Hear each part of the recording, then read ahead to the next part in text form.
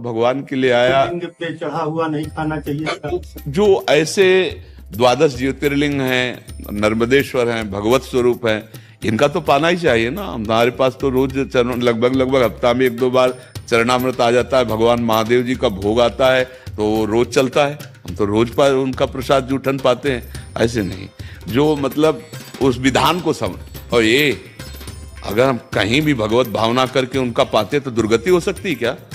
कौन सा सिद्धांत है? भगवान हरि और भगवान हर में कोई भेद है क्या? तो कुछ बातें समझनी होंगी उसमें। अब हम लोग क्या करते हैं, छल कपट करने लगते हैं, सेवक की जगह स्वामी बन जाते हैं, उस बात का दंड मिलता है। नहीं तो भगवान की सेवा करने वाले की दुर्गति हो सकती है। आप शिव पुराण की आपको कथा सुना रहे हैं। एक चोर गया भगवान शिव के मंदिर में। अब वो बेचारे के पास खाने के लिए नहीं था तो सोच रहा था क्या करूं, कैसे करूं। ये शिव पुराण की कथा है। तो उसके पास कोई प्रकाश नहीं था कि वो मंदिर में देख सके कि कहाँ क्या है जिससे मैं खाने योग्य कुछ चुरा सकूं। तो उसने अपने ऊपरी वस्त्र उतारा और जला करके ऐसे प्रकाश किया। वहां उसको भगवान के जो कुछ आरती पूजा के पात्र थे वो उठा ले गया। मरा। जब मरा तो भगवान शिव के मंदिर में एक कुछ मिनट प्रकाश करने के प्रभाव से उसको भगवान शिव के सामने पेश किया गया।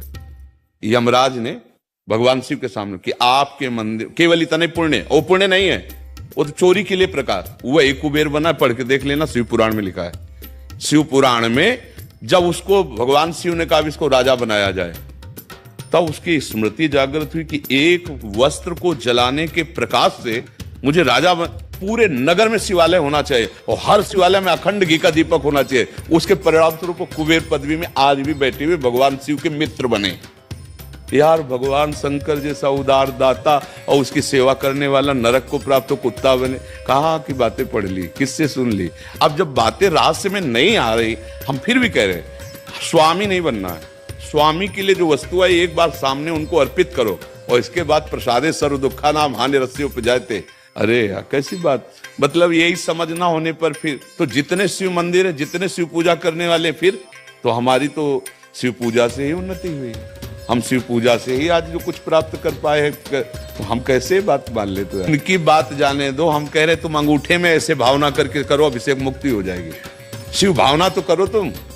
बालू की शिवलिंग नहीं बनाया जाता। अरे यार, कभी ऐसी बातों में बात उसको अंतर की बात समझना। शास्त्र में लिखा उसका कुछ रहस्य होता है, वो बिना भजन के नहीं समझ में आता है। शास्त्र तिजोरी है और जहां तिजोरी होती है वहां भूल भुलैया के कई मार्ग रखे जाते हैं कि वहां तक असली आदमी पहुंच पावे, नकली ना पहुंच पावे। तो इसलिए कहा जाता है कि बिना गुरु के ज्ञान नहीं होता, बोध नहीं होता। तुम निश्चिंत रहो और भगवान शिव की आराधना करो और सेवक रहो। सेवक है, हम एक बूंद पानी भी उनको अर्पित किए बिना नहीं पी सकते। बस तुम्हारी जय हो जाएगी, कोई पराजय नहीं कर सकता। और जहां हम स्वामी बन जाते हैं प्रायः, क्योंकि प्रभु कुछ बोलते तो है लैला, तो लगता है कि अजय आया कि आप ये चढ़ा दीजिए, प्रभु को आप दे दीजिए। बिल्कुल ये अब वो हमारे बाप की वस्तु हो गई, क्योंकि हमारे स्वामी है ना प्रभु, और उनके चरणों में अब हमारा सेवक अधिकार इन्हीं से चल रहा है। समझ रहे ना? और आप तो कहीं किसी एक पवित्र जगह का नाम ले रहे हैं, हम तो काशी की बात कर रहे हैं, जहाँ घर घर शिवालय है। घर घर शिवालय है। बिना उनके भोग लगे, बिना उनका प्रसाद पाए कोई जी नहीं सकता काशी में। जैसे यहाँ कहीं भी भोग लगाओ जय जय श्री राधे बोलना पड़ेगा, महारानी जी का धाम है, ऐसे काशी भगवान शिव का घर है। कोई घर ऐसा नहीं जहाँ शिवालय ना हो, कोई घर ऐसा नहीं जो उनकी जूठन रखाता हो। फिर सब क्या होगा ये जो आप बोल रहे हो? अगर सब हो तो फिर क्या होगा? और हर को मोक्ष मिलेगा। काशी नाथ का जो सेवक है वो मुक्ति दाता है। ऐसा खिलवाड़ नहीं है। और ऑर्डर डाले यार, एक चुल्लू जल में बिक जाने वाले महादेव जी है, उनके सेवक को भय हो कि हमारी मुक्ति होगी कि नहीं, क्या होगा कि